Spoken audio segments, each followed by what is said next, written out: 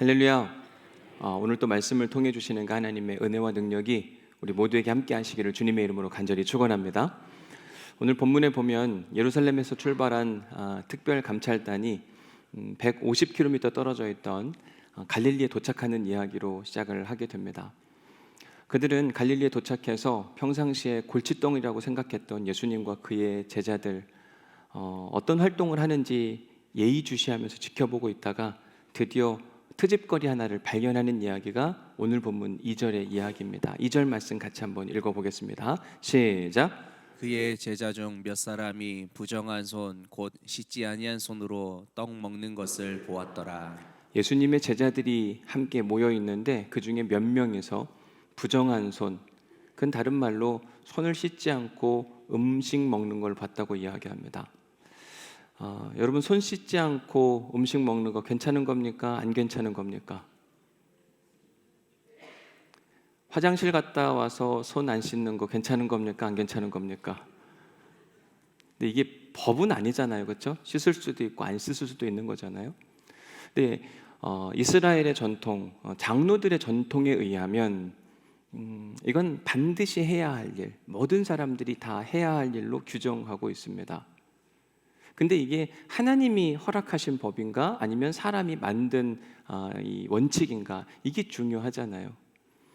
모세가 전해준 율법에 의하면 정결례, 사람이 깨끗하게 돼야 하는 그 예식을 행하는 건 그렇게 모든 사람들에게 적용되는 건 아니었습니다.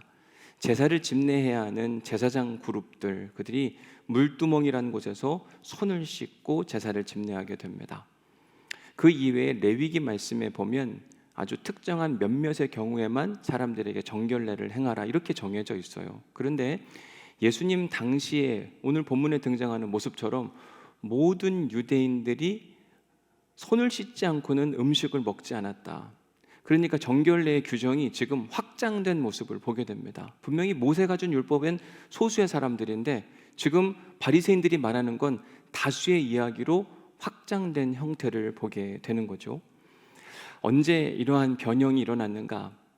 BC 586년 유대인들이 바벨론에게 나라를 빼앗기기 전까지는 모세가 정해준 이 정결법으로 충분한 시간을 보내게 됐습니다. 그런데 바벨론에게 나라를 빼앗기고 나서 많은 유대인들이 포로로 잡혀가게 됩니다.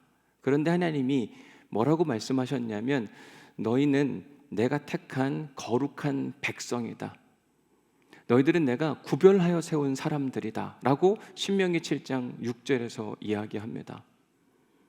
그래서 너희들은 이방인들, 소위 말하는 거룩하지 않은 다른 백성들과 섞여 살지 말라는 이야기를 계속하면서 레위기에서는 넌 스스로 깨끗하게 함으로 거룩할지어다 계속 강조해 이야기해 주세요. 그래서 하나님은 모세를 통하여 자주 언급하신 이야기가 뭐냐면, 이방인들은 너희들하고 달라, 그러니까 그들과 섞이지 마, 그들과 어떠한 약속도 하지 말고, 그들과 어떠한 관계도 하지 말고, 불쌍히 여기지도 말고, 결혼할 생각도 하지 말고, 철저하게 이방인과 유대인들이 분리된 삶을 살아야 한다고 거듭 강조하는 모습을 보게 됩니다. 그들이 약속의 땅, 팔레스타인 땅에 살 때에는 이 이방인과의 분리 정책이 그래도 비교적 잘 지켜졌습니다. 그런데 BC 586년 나라가 멸망하고 나서 자기들이 가고 싶어서가 아니라 어쩔 수 없이 강제로 바벨론 포로로 잡혀가고 나니까 거긴 다 이방인들이 있어요. 포로는 자기가 살고 싶은 곳에서 자기가 만나고 싶은 사람을 만날 수 있는 게 아니라 그냥 뒤섞여 살아야만 하는 그런 상황이 된 겁니다. 그러다 보니 율법을 어기게 되는, 부정한 존재가 되어지는 그런 일들이 일어나게 되는 거죠. 사람들 마음 가운데 이 부정함이 어떻게 하면 깨끗해질 수 있을까에 대한 고민이 굉장히 많았어요. 신실한 유대인들에게는 두 가지 큰 고민과 걱정이 있었는데, 하나는 왜 우리가 졌을까? 하나님이 우리 편이면 우리가 이겨야 될 텐데 우리나라가 멸망하고 예루살렘 성이 망한 이유가 무엇일까에 대한 고민. 종교적으로는 우리는 거룩한 백성, 스스로 깨끗함을 유지해야 되는데 이방 나라에 와서 매일같이 그들과 접촉하고 있으니 이를 어찌하면 좋을꼬, 나는 부정한 사람이로다, 하나님 앞에 설 수 없는 존재로다. 이게 그들의 늘 큰 고민과 걱정거리였습니다. 정결해지고 싶은데 그 방법이 뭐가 없을까? 모세의 율법을 연구하던 율법학자들이 이 부분을 해결하기 위해 고민하다가 드디어 기가 막힌 방법, 부정해진 사람이 정결해질 수 있는 방법을 찾아내게 됩니다. 문제는 그 과정이 간단하지 않다는 데 있어요.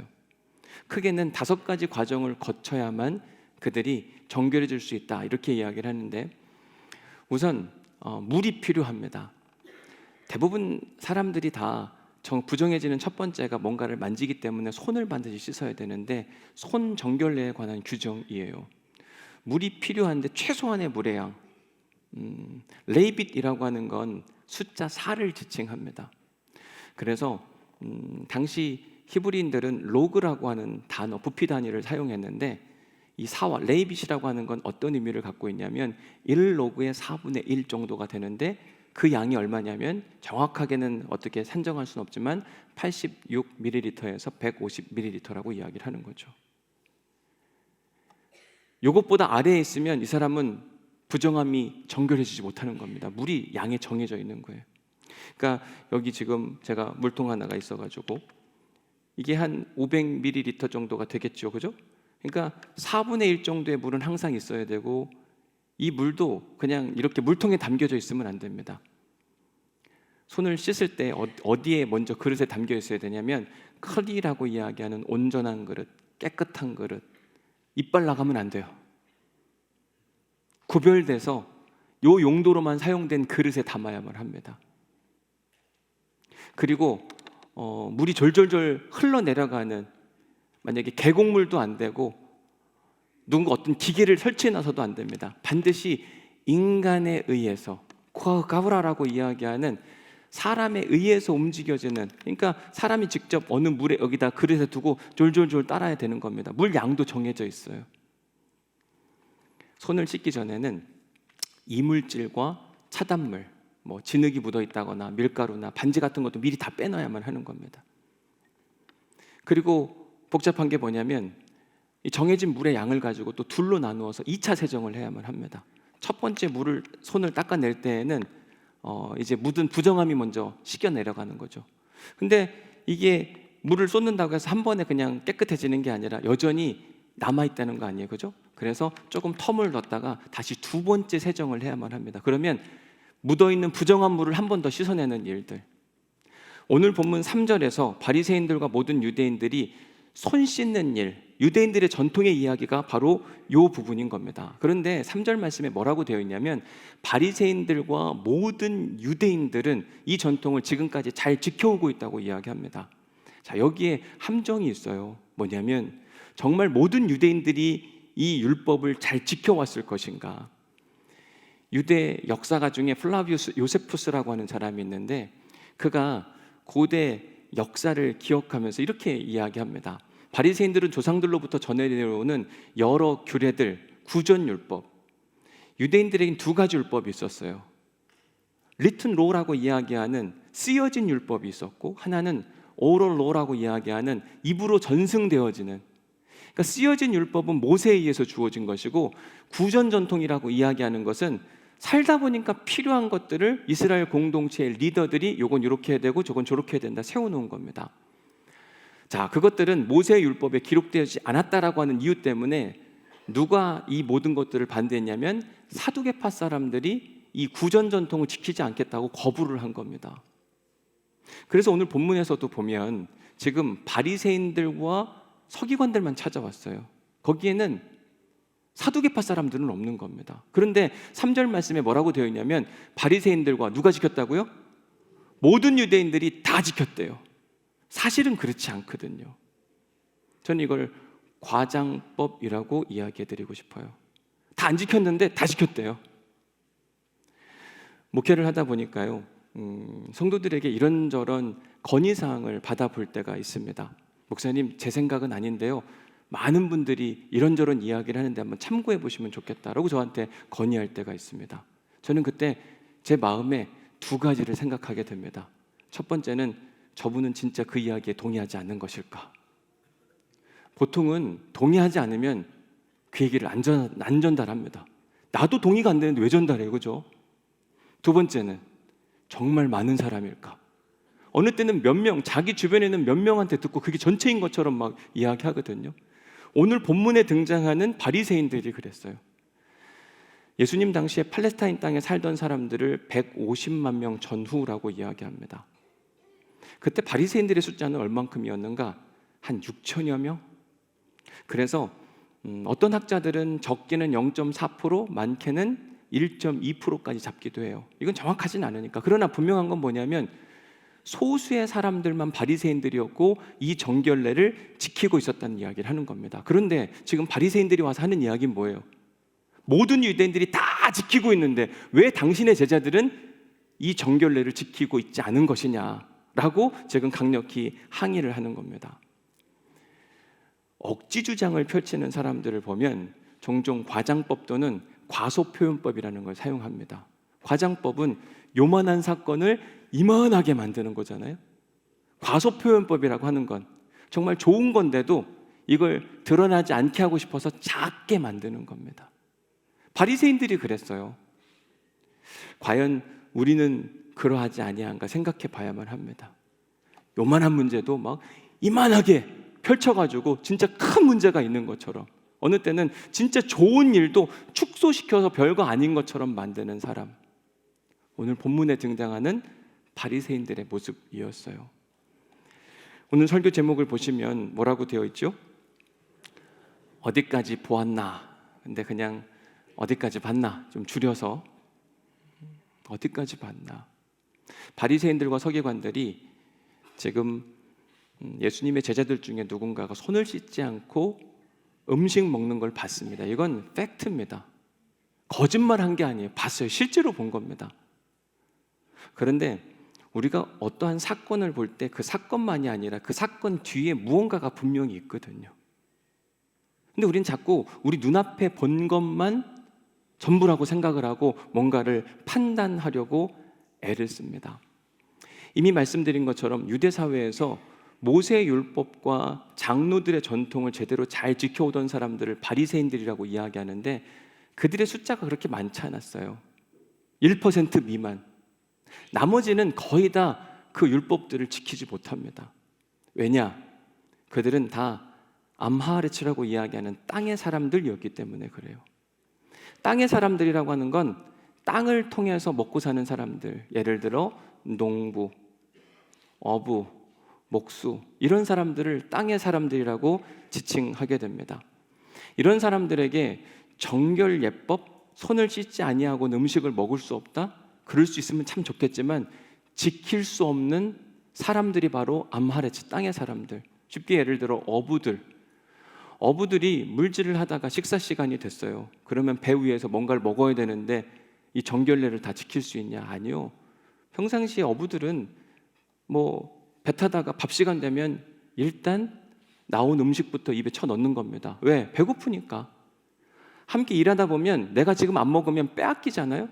그러니까 서로 먼저 먹으려고 해결을 하는 겁니다. 예수님 제자들 중에 어부들이 있었잖아요. 누가 있죠?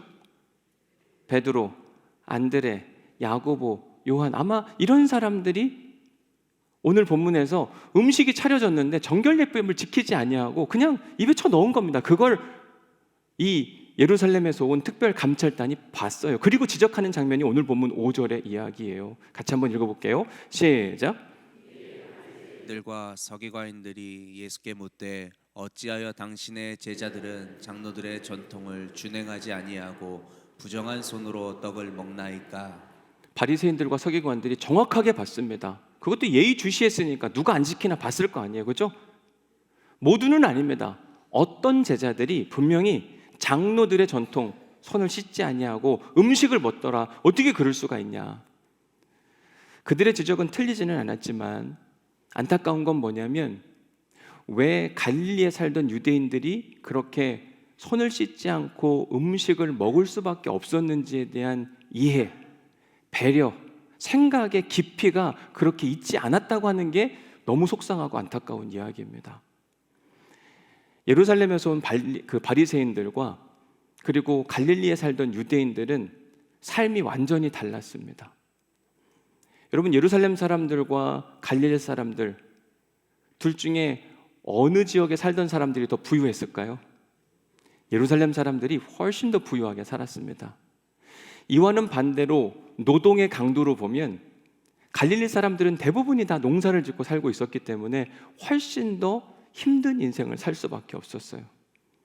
그러다 보니 물질도 시간도 여유도 더 많았던 곳이 예루살렘 사람들. 게다가 예루살렘 그곳에 살던 사람들은 하나님에 대한 열심, 이것도 대단히 강력했습니다. 그러니까 모세의 율법은 기본이요, 게다가 이스라엘에서 이야기하는 장로들의 전통도 정말 잘 지킬 수 있을 만한 상황이었어요.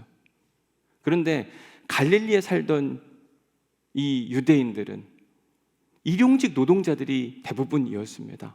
근데 그들에게 가장 큰 문제 중에 하나가 뭐였냐면 내야 하는 세금이 많았어요. 첫 번째는 로마 제국의 황제에게 내야 하는 세금이 있었고, 로마 제국이 또 파견한 정치적 리더, 총독들이 뒷돈으로 받아가는 그 돈들이 있었습니다.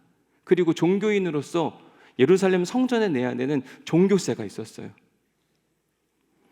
그러다 보니까 지금 하루 벌어 하루 먹고 살기도 힘들고 어려운데 이 많은 세금까지 감당해야 하니 그들은 쉴 새 없이 일을 해야만 하는 그런 상황. 베드로와 안드레와 야고보와 요한도 똑같았습니다.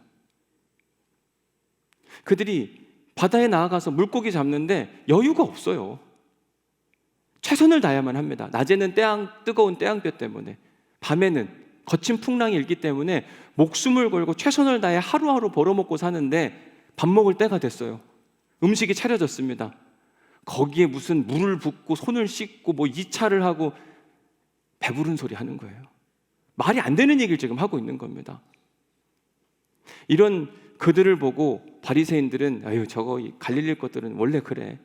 그들을 빈정거리고 비난하고 믿음 없다고 이야기하는데 진짜 그들에게 믿음이 없었을까? 사실 그렇지 않습니다. 그들의 믿음이 얼마나 대단했는가? 여러분 마태복음 4장 20절 말씀 같이 한번 읽어보겠습니다. 시작. 그들이 곧 그물을 버려두고 예수를 따르니라. 예수님이 제자들을 불렀을 때 그들이 자기 생업을 포기했어요. 믿음 없었던 게 아니라 생업을 포기할 만큼 예수님을 따르던 사람들이 예수님의 제자들. 물론 예수님 제자들이 부족하고 연약한 부분이 있었던 게 맞습니다.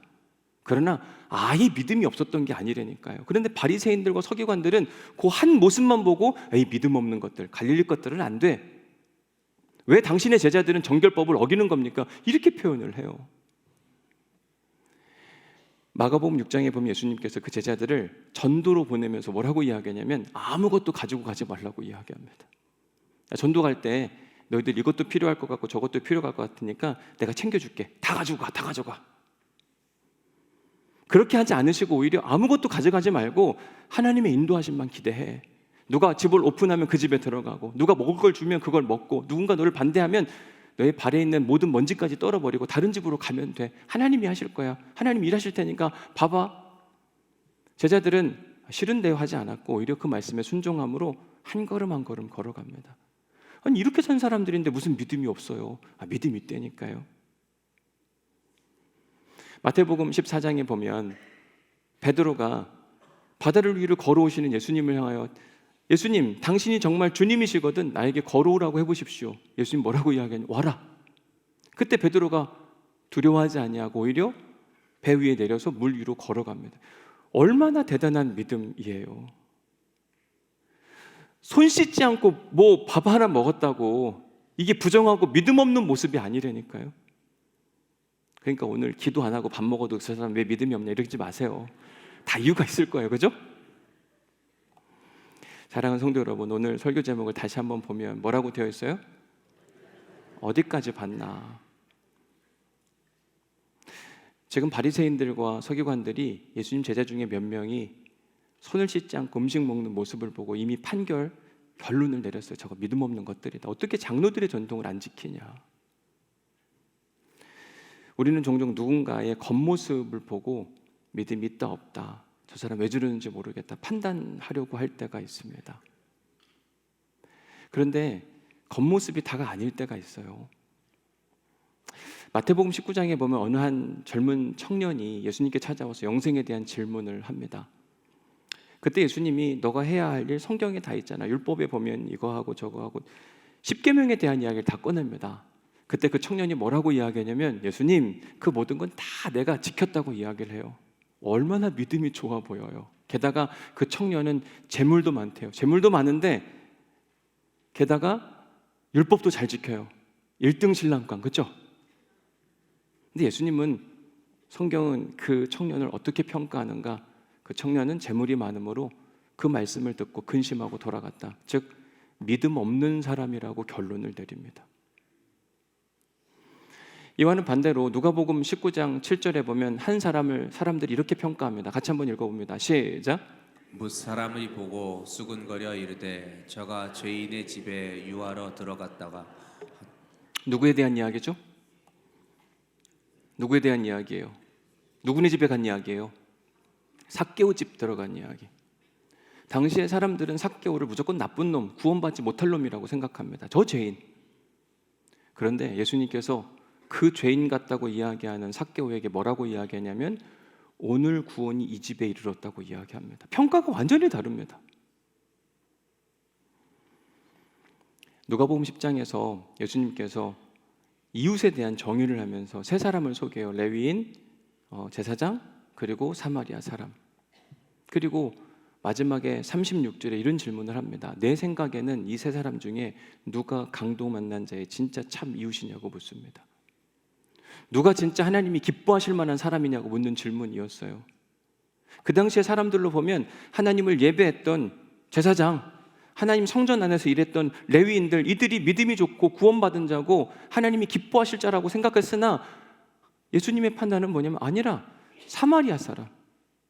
길을 가다가 누군가 지금 쓰러져 있는데 강도 만난 자를 도왔던 그 사람이 진짜 믿음이 좋은 사람이라고 이야기를 합니다. 우리가 꼭 기억해야 하는 한 가지가 있는데 내가 지금 보고 있는 게 전부가 아니라고 하는 사실이에요. 어느 때는 내가 보고 있는 그 사람 진짜 좋은 사람인 것 같은데 세상에 그렇게 나쁜 사람일 수도 있어요. 반대로 이 사람, 이 인간 왜 이래? 이렇게 생각할 수 있으나 그 사람의 삶의 뒷배경을 이해하는 순간 어이구 내가 몰랐었네, 미안해 라고 생각할 수도 있다니까요. 제가 사진 2장을 가져왔는데 첫 번째 사진을 한번 보여드리면 이 사진의 모습 뭐 같으세요? 야생식물이, 동물이 뭔가를 잡아삼키는 것 같습니다. 그죠? 근데 다른 각도에서 보면 자기 새끼를 보호하기 위한 과정이라니까요. 우리가 어떤 사건과 사람을 여기서만 보면 몰라요. 근데 다른 각도에서 보기 시작하면 또 다른 모습이 보입니다. 근데 우리는 지금 당장 내가 보는 게 전부라고 생각해요. 그리고 이 사람 좋다, 이 사람 틀리다 이렇게 생각할 때가 있다니까요. 왜 이 사람이 이 말을 했을까? 왜 이 사람이 이런 판단을 했을까? 왜 이 사람이 이런 결정을 했을까? 깊이 헤아리는 마음이 필요합니다. 모라토리움이라고 하는 표현이 있습니다. 들어보셨어요? 라틴어 모라리라고 하는 표현으로부터 왔는데 머무르다. 이 모라토리움을 가장 잘 번역한 한자는 유예라고 하는 한자 표현이 아닐까 싶기도 합니다. 일시적으로 잠시 멈추어서 무언가를 연기하다, 머무르게 하다. 우리가 아마 금융권에서 일하시는 분들이 아마 모라토리움이라는 표현을 많이 사용하시기도 하는 것 같아요. 우리가 어떤 일을 할 때 잠시 멈추고 판단을 보류해야 할 때가 있습니다. 그건 어떤 사람을 바라볼 때, 어떤 사건을 바라볼 때, 어떤 일을 결정할 때. 너무 성급하게 판단하고 결정하다 보면 우리가 잘못된 결론을 내릴 수 있다니까요. 솔로몬이라고 하는 사람이 왕이 됐을 때 하나님께 간절한 소원 한 가지를 이야기합니다. 뭐라고 이야기하냐면 하나님, 내게 듣는 마음을 주옵소서. 영어 성경으로 보니까 2가지 표현인데 discerning heart, 내게 분별하는 마음을 허락해달라. understanding heart, 내가 이해하려고 하는 마음을 선물해달라고 이야기합니다. 이제 왕이 되어서 여러 가지 일을 하겠지만 특별히 재판, 옳고 그름을 판단해야 하는데 조금은 정확하게 바라보는 눈, 내가 알지 못하는 영역까지 알 수 있는 그 힘, 그게 뭐냐면 understanding heart, discerning heart, 그 분별하는 마음을 선물해 줌으로 말미암아 선악을 분별하게 해달라. 제가 장로님들 안수식 할 때, 우리 교회 취임식 할 때 제 기억으로는 아마 우리 차장로님 안수식 할 때 이런 이야기 해드렸던 것 같은데, 리더가 된다고 할 때 진짜 필요한 것 중에 하나가 뭐냐면 정확하게 바라보는 눈이 필요하거든요. 근데 우리는 자꾸 내가 지금 바라보는 것, 이게 전부라고 막 생각을 해요. 근데 여러분 조금 넓게 바라보셔야 돼요. 다른 곡도로도 바라보시고 도대체 진짜 이 일을 한 이유가 뭘까를 깊이 생각해 봐야만 합니다. 오늘 설교 제목 다시 한번 보면 뭐라고 되어 있어요? 어디까지 봤나? 옆에 있는 사람, 뒤에 있는 사람, 내가 저 사람을 어디까지 아나? 사실은 내가 다 아는 것 같지만 모르는 게 진짜 많을 겁니다. 여러분들은 저 얼만큼 아세요? 잘 모르죠, 그죠? 저도 여러분들 잘 모르고, 어느 때는 같이 평생을 사는 것 같은데도 진짜 잘 모를 때가 있잖아요. 하나님도 똑같습니다. 여러분, 하나님 얼만큼 아세요? 어느 땐 내가 신앙생활 10년, 20년 많이 안다고 생각하지만 아니요, 평생을 배워도 부족한 게 하나님에 대해서 배우는 거더라고요. 배우는 사람의 특징이 뭐냐면 쉽게 판단과 결론을 내리지 않습니다. 바리새인들은 쉽게 결론을 내렸어요. 내가 다 아는데 저것들 믿음 없는 사람들이야. 하나님은 아니라고 말씀하세요. 제발 그렇게 하지 말라고 우리에게 거듭 권면하시는 겁니다. 왜? 지난주에도 여러분들에게 소개해드렸던 마태복음 23장 13절 말씀, 화 있을진저 너희 그렇게 쉽게 판단하고 결론 내리는 서기관들과 바리새인들이여, 너희는 천국문 앞에서 너희도 들어가지 않고 남들도 못 들어가게 하는 진짜 나쁜 놈들이구나. 우리가 다 천국을 꿈꾸고 살아가는데 천국 못 들어가는 이유를 설명하잖아요.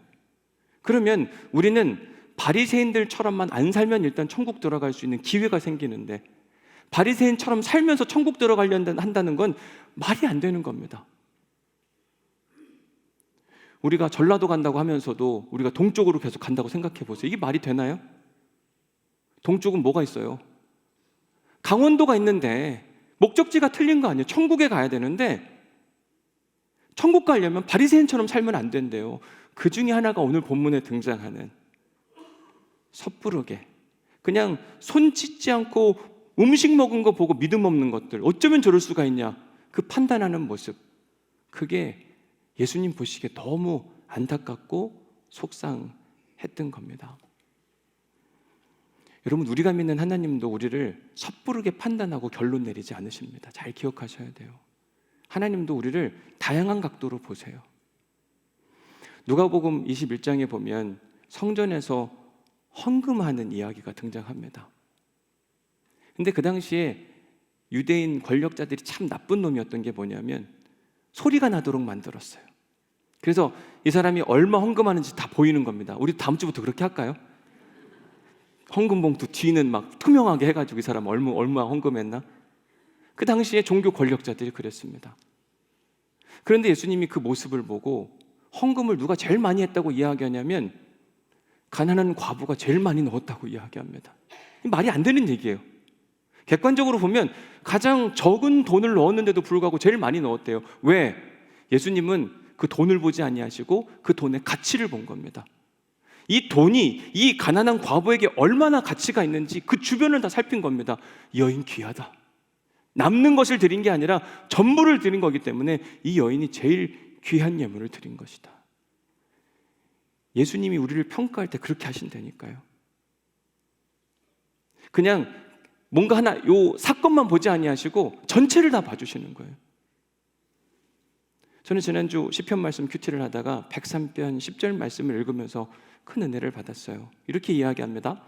우리의 죄를 따라 우리를 처벌하지 아니하시리니, 하나님은 우리가 살아오는 삶의 이야기만 보지 않으시고 우리가 저지르는 죄의 문제만 다 관심하시고 그대로 갚기로 작정했다면 우리 중에 하나님 나라 백성 될 사람이 없는 겁니다. 하나님은 넓게 보시는 거예요.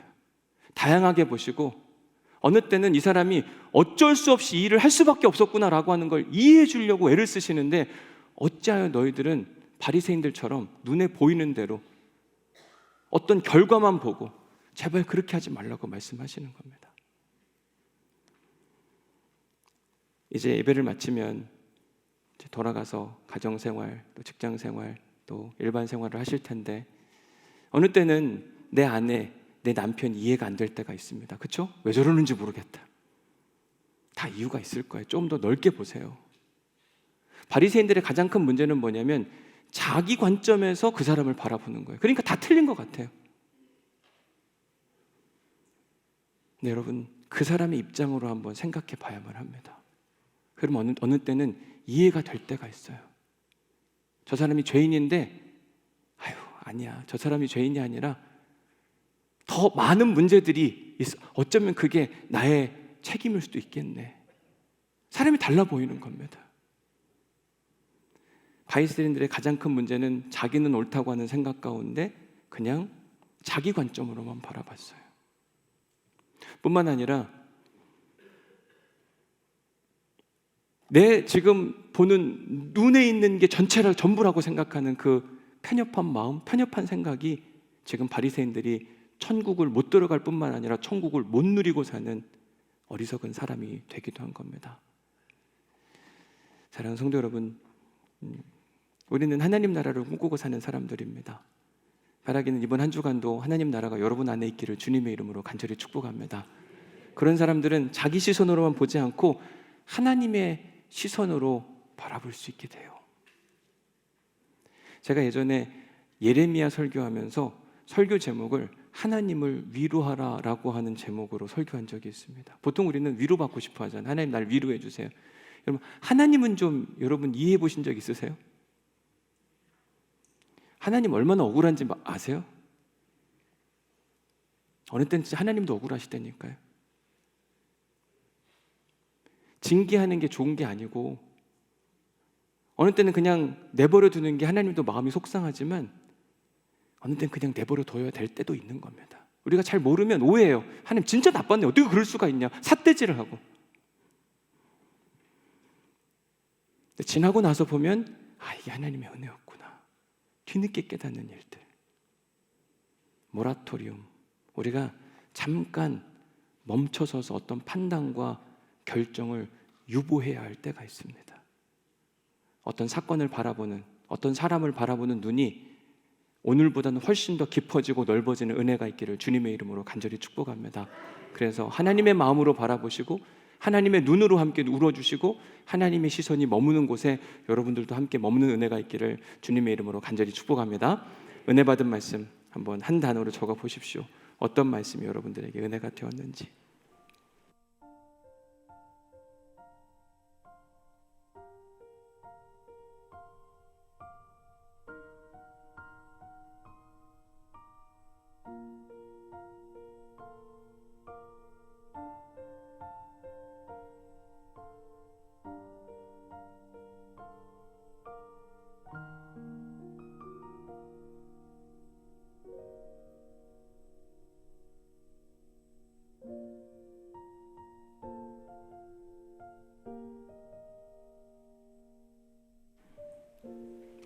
묵상 질문 두 번째입니다. 당신이 최근에 내린 결단, 지금 당신이 고민하고 있는 것들, 사람이든지 직장이든지 어떤 사건들이든지 그런 것들은 무엇이 있나요?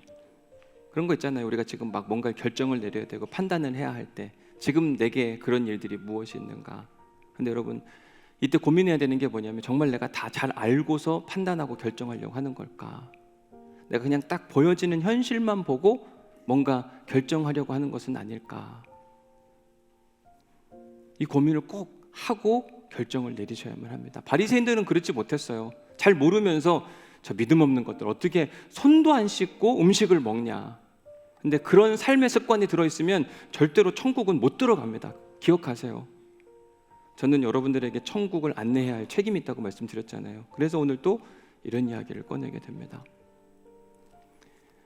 내가 알고 있는 게 전부가 아니에요. 제가 지난 수요일에 대만 목회자들이 용인에서 한 75명 정도가 왔다 그러더라고요. 그래서 세미나를 해달라고 해서 갔는데 제가 그 교회를 몇 번 갔습니다. 세미나를 하러.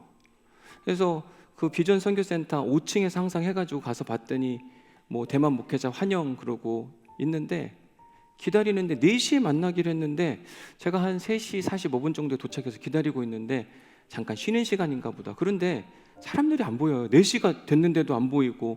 그래서 선교사님한테 전화해서 어디 계시냐 물어보려고 했는데 전화를 안 받아요. 제가 이게 무슨 몰래카메라인 줄 알았어요.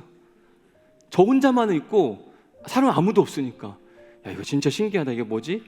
내가 이걸 위해서 지금 부산에서부터 왔는데 이럴 수가 있나? 그때부터 오해가 생기기 시작하는 거죠. 그래서 일어나서 화장실도 갔다 4시 5분 되는데도 여전히 똑같아요.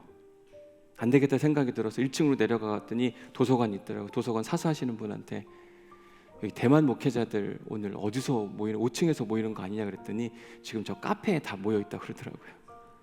오해할 뻔했어요. 알고 보니까 일정이 조금 한 30분 딜레이 돼서 보통은 5층에서 해야 되는데 그날만큼은 카페에서 하기로 했다는데 잘못 오해했으면 그냥 집에 올 뻔했어요. 속상해하면서. 여러분, 세상에 이럴 일들이 얼마나 많은지 모릅니다. 좀 여유를 갖고 좀 물어보면 되고 다른 각도로 보면 충분히 이해할 수 있는데 우리가 그걸 하지 않아서 화가 나고 관계가 틀어지고 바리새인처럼 사는 사람들이 생각보다 우리 안에 많아요. 그래서 하나님께서 계속해서 아마 몇 주 동안은 이 바리새인형 성도에 대한 이야기를 계속 꺼내지 않을까. 바리새인들과 반대로 살면 됩니다. 혹시나 하나님에 대해 오해를 하고 계신 분들이 계시다고 한다면 오늘 우리가 함께 부를 찬양이 좋으신 하나님이신데, 여러분 하나님 진짜 좋은 분이거든요. 어느 때 하나님이 막으시는 데는 이유가 있어요. 안 되도록 하시는 데도 이유가 있고, 어느 때는 막 나를 추진할 때에도 이유가 있습니다. 왜 그러는지 모르겠다. 우리가 진짜 잘 몰라서 그래. 조금만 기다리면 그 이유를 알 수 있을 겁니다. 오늘 이 찬양을 부르면서 하나님, 내가 참 좋으신 하나님을 아는 은혜가 있게 하여 주옵소서. 내 기도가 응답되지 않았다고 좌절하거나 낭망하거나 속상해하지 않게 하시고 새롭게 일하실 주님을 기대하게 하여 주옵소서. 내게 바리새인 같은 그 믿음은 사라지게 하시고 하나님의 믿음이 찾아오게 하여 주옵소서. 이 고백을 가지고 우리 결단 찬양을 하나님께 올려드리도록 하겠습니다. 좋으신 하나님, 좋으신 하나님, 참 좋으신 하나님.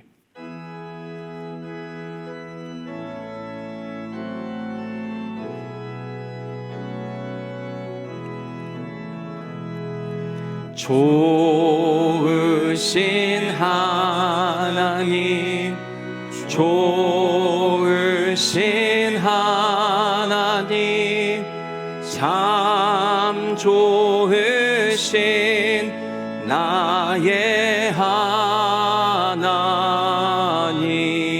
우리의 기도를, 우리의 기도를 응답해 주시는 참 좋으신 나의 하나, 한없는 축복을, 한없는 축복을 우리에게 주시는 참 좋으신 나의 한없는 축복을 우리에게 주시는 그 하나님을 우리 함께 찬양합시다. 한없는 축복을 우리에게 주시는 참 좋으신 나의 하나, 한없는 축복을, 한없는 축복을 우리에게 주시는 참 좋으신 나의 하나. 우리 잠시 함께 주신 말씀을 가지고 기도할 때 하나님, 우리에게 하나님의 마음이 부어지게 하옵소서. 좋으신 하나님을 오해하지 않게 하시고 지금 내가 무언가를 결정하고 판단해야 하는데 모라토리움, 영적 모라토리움이 생길 수 있도록 인도하여 주옵소서.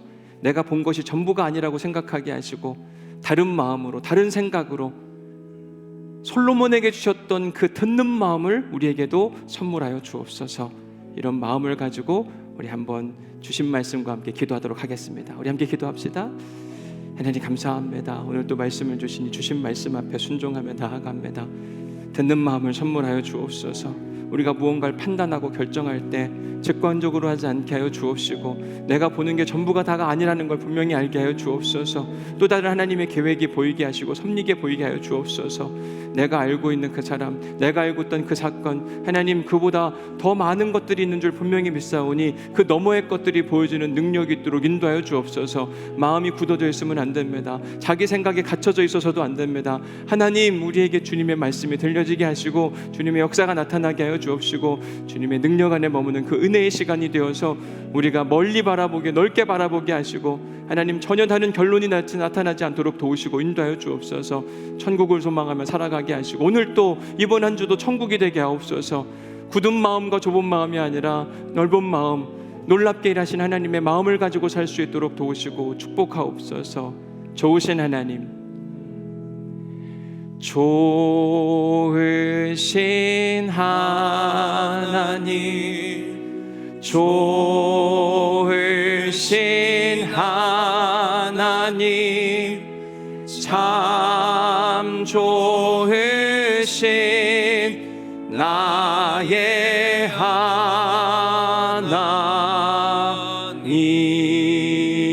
하나님. 파송의 말씀을 드립니다. 그리스도의 몸된 교회들이요, 모라토리움, 판단, 판결을 잠시 유보하고 그 사건을 좀 더 깊이 헤아려 보십시오. 하나님에 대한 판단과 판결도 유보한 뒤에 하나님을 더 깊이 알려고 해본다면 그분이 진짜 좋은 분인 것을 깨닫게 될 것입니다. 아멘. 주신 말씀에 순종하여 판단과 판결을 유보하고 그 사건을 더 이해해 보겠습니다. 솔로몬에게 주셨던 듣는 마음, 이해하려는 마음을 제게도 주옵소서. 주여 우리를 도우소서. 이제는 우리 주 예수 그리스도의 은혜와 아버지 하나님의 극진하신 사랑과 성령님의 감동, 감화, 역사, 교통위로 충만하심이 이제 오늘 말씀을 듣고 솔로몬과 같이 듣는 마음, 헤아리려고 하는 넓은 마음, 주님 그 마음을 가지기를 소원하는 우리 사랑하는 성도들에게 이전에 알지 못했던 하나님의 놀라운 신비와 능력이 영원히 함께 하시기를 간절히 축원하옵나이다.